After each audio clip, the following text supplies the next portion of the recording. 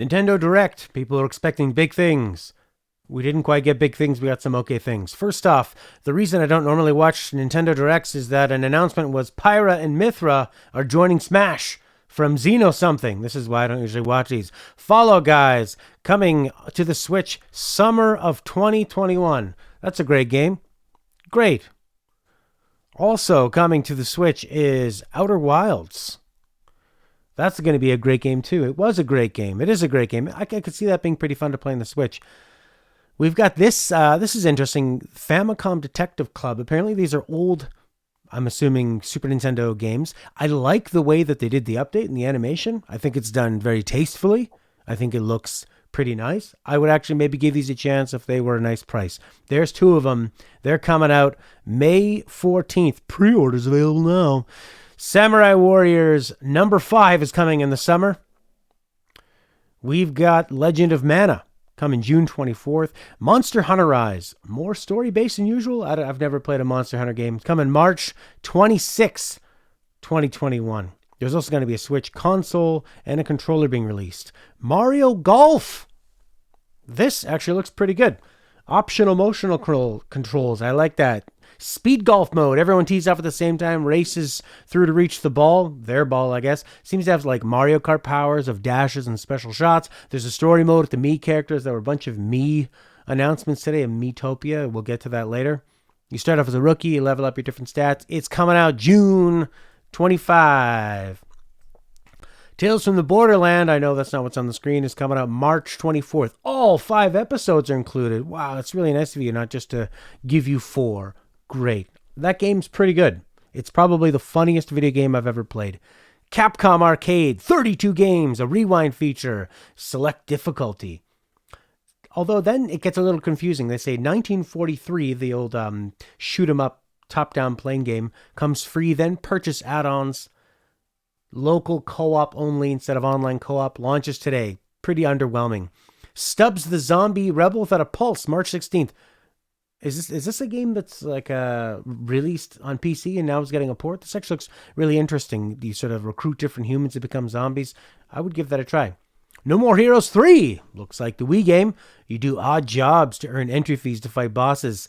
It looked like at one point there was a turn-based classic menu from JRPGs. Looks kind of cool. August 27th. Then this really interesting game called Neon White. It's a lot of first-person parkour. You use cards, you trade cards, you're shooting, you're doing some kind of attacks. You're assassins in heaven. Everyone's wearing masks. Coming out winter 2021. DC Superhero Girls Teen Power. Coming out June 4th. Probably pretty exciting if you're a fan of DC Superhero Girls Teens and their powers. Plants vs. Zombies, March 19th, 2021. Multiplayer battles, baby. You play to unlock characters and outfits. It did say all, so does that mean that there's no paywall? I hope so. You shouldn't market games to kids and then try to get them to buy these kind of things. So that's coming out March 19th. Miitopia. You're doing some kind of adventure, but you get to cast all the characters, the heroes and the villains, as your Miis. And they add more customization like wigs and makeup. Build friend bonds for a battle advantage. Get a horse. When they say get a horse, they did show a woman and a horse laying in the hay with loves above their head, love bubbles above their head, little hearts. I thought that was a pretty weird thing to show. That's coming out May 21st. Animal Crossing gets Mario stuff. The warp pipes actually look useful. I don't usually play games for cosmetics, but being able to warp around looks pretty cool. Free update February 25th. March 1st, the stuff will be available in the Animal Crossing store. This next one, terrible name. It is a working title. Project Triangle Strategy. From Square. From the look of it, I thought it was going to be Octopath 2. Maybe it's more of like a spiritual successor to Octopath. Launching 2022. The demo is available now, and a survey is going to be coming later. Looks like they're going to use Divinity, Original Sin style elemental battlefield physics like making things wet, electrifying it, making steam. That I'm really interested in. It looks like a lot of tactical strategy.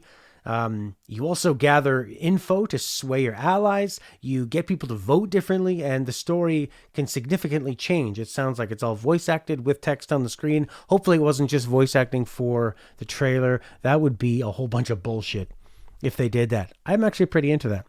Star Wars Hunters 2021. Some kind of free-to-play competitive online third-person shooter.